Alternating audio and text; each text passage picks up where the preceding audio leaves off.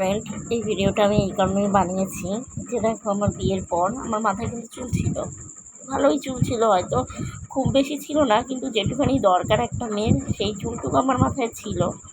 যাই হোক, তো খুবই হাসি খুশি ছিলাম আমি। দেখো, প্রত্যেকটা ছবিতে আমার হাসি, মানে আমি হাসতে খেলতে মানুষের সাথে মিশতে খুবই ভালোবাসতাম। কিন্তু আমার জীবনটা যে এরকম হয়ে আসবে, দেখো তারপরের ছবিটা, এই দেখো আমার মাথায় চুল ঘাড় পর্যন্ত। তাও আমি খুশি, তাও আমি অনেক খুশি।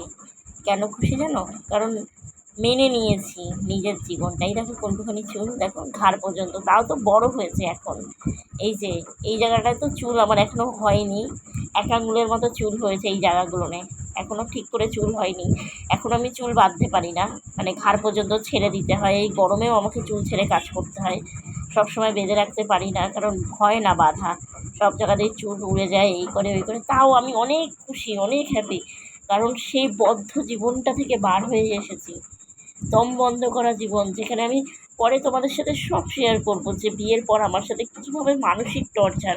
হয়তো আমার বান্ধবী আমাকে বলতো যে আমি নাকি কিছু সময় ডিপ্রেশনে চলে যাচ্ছিলাম। যাই হোক, সবাই ভালো থাকো, সুস্থ থাকো, শুভরাত্রি।